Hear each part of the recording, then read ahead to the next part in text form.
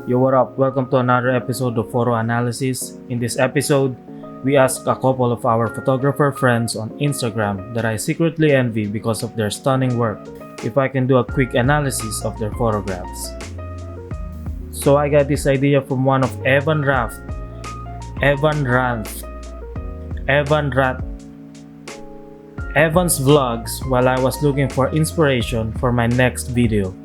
And I saw this episode of him critiquing his followers' best street photos.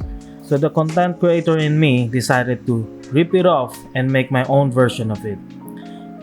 By the way, Evan's episode I mentioned is down in the description if y'all wanna watch. Alright, first on the list is John Rudio. I think I started following John's Instagram maybe 1 or 2 years ago. Currently I think he's based in Malaysia.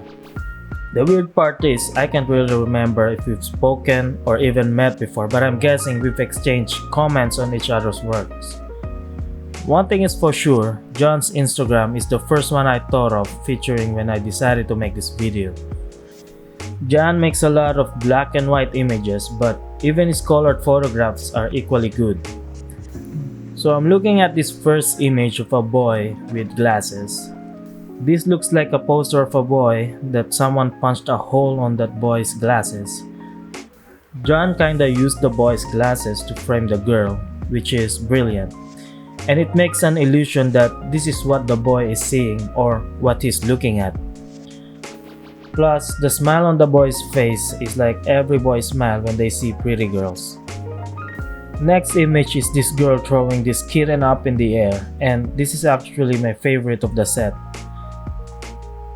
So looks like he used an off-camera flash here because of the shadow casted on the girl's face, while the angle of the shot was taken below, pointing up. The shadow completely covered half of the girl's face, which is actually amazing because it made the girl's identity hidden. And that shadow of a cat's ears is just a great detail. I also loved how they're almost mirroring each other with the girl's hands and the cat's paws all up in the air while both of them are looking up. So this is one of his color work. Look how few colors he included here, yet still appearing very vibrant. Plus, the man wearing his glasses backwards makes for a more interesting image. Next image is this bug that appears to be a giant alien creature descending down on these buildings. And this firework-like galaxy-esque texture adds even more interest in the photographs. I mean, how often do we see all these elements line up together and make a very interesting, almost fictional image?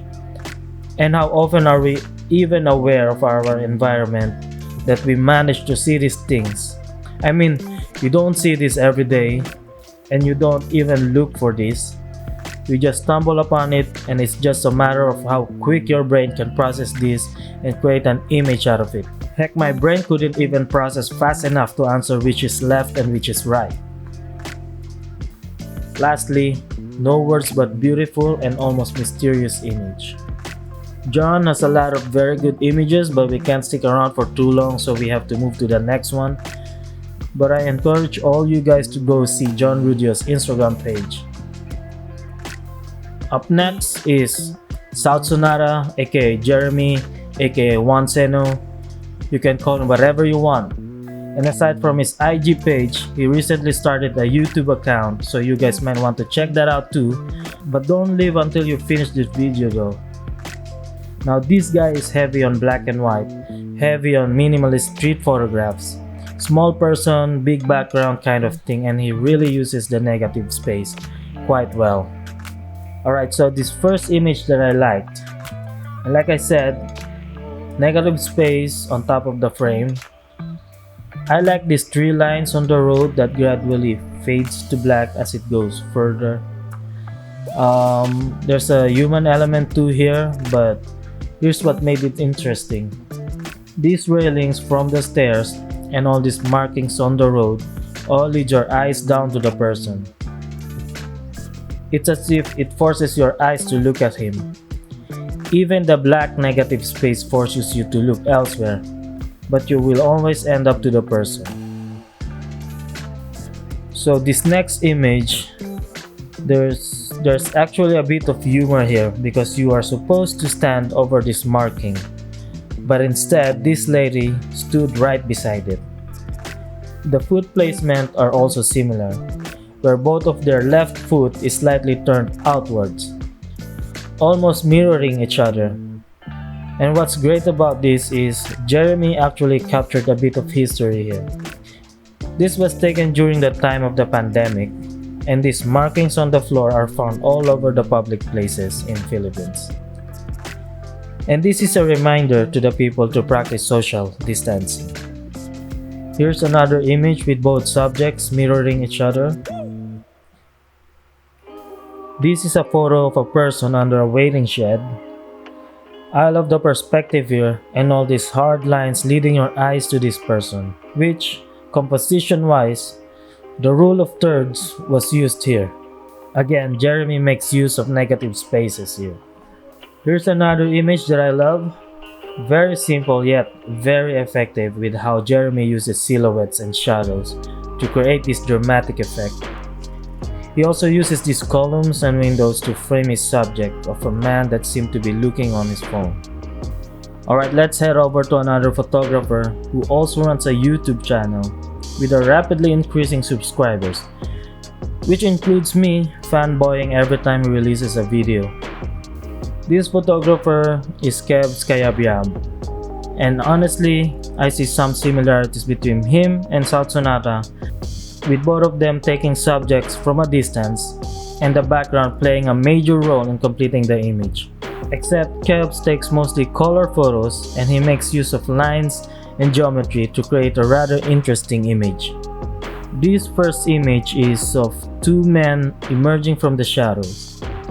Here you'll see the lines and shapes I was talking about, framing the subjects and almost dividing the image into three sections. Overall, the colors are very subtle, while this red line on the edge of the sidewalk and the red on the man's shirt effectively steals your attention. This is a nice image with simple composition, but somehow it conveys a very mysterious feeling, especially with the fog almost blurring the background. This is also a nice photograph of a cyclist sandwiched between this traffic light and a lamppost.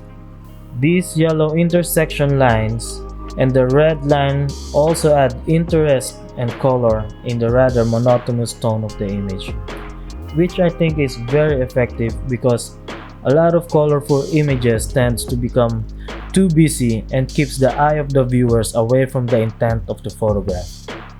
Alright, this is my favorite. And I noticed Kebs likes to take photographs from a high vantage point.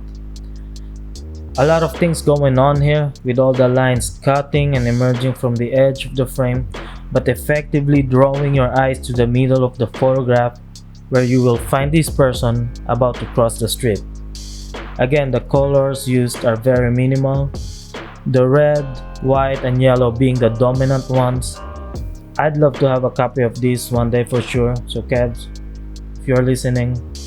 Another one with the minimalist approach when it comes to using colors. And again, a touch of mystery in this photograph. Alright, make sure to subscribe to Kebs' YouTube channel.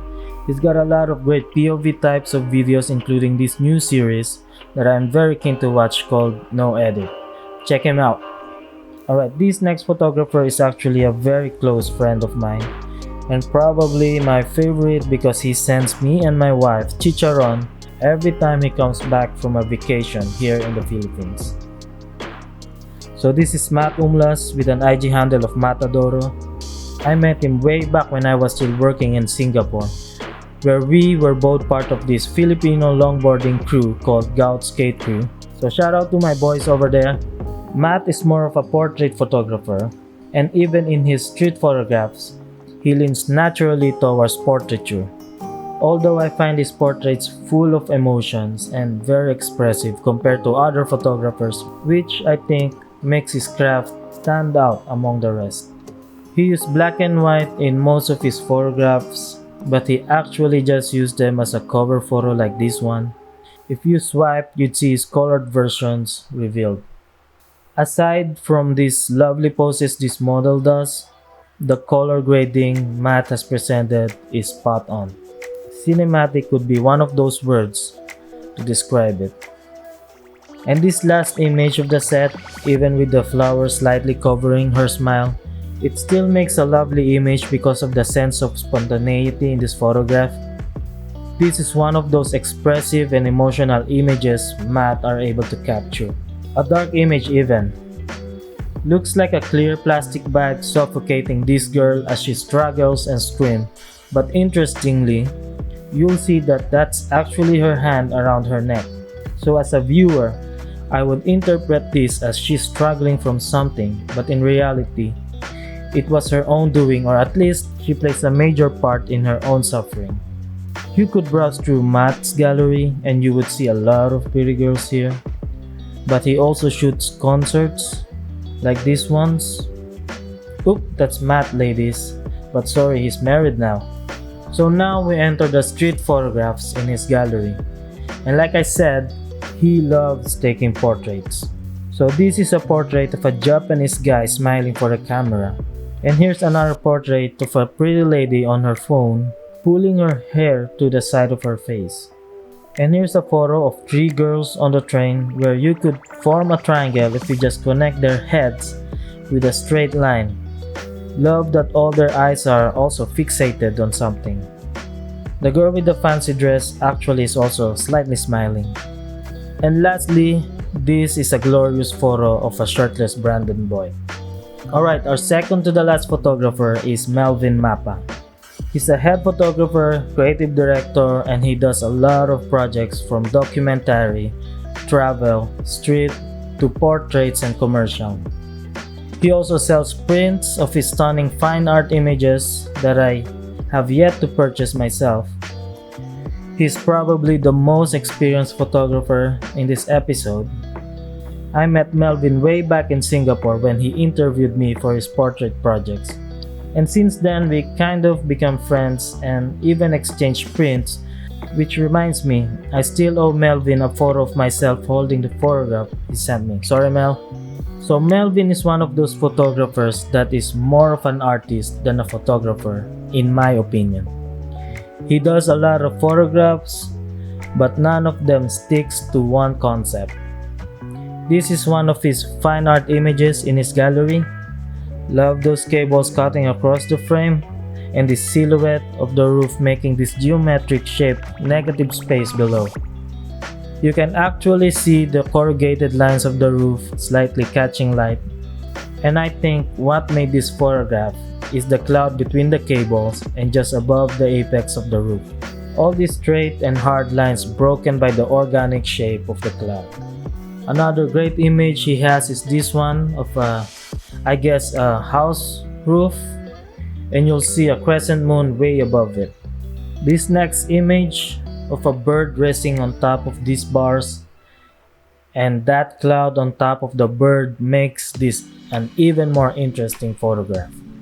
These are those things we often see every day but never really pay attention to, and only artists are quick enough to process this and produce a great image out of it. I also like how Melvin chose to have this bar slightly angled rather choosing to take it horizontally.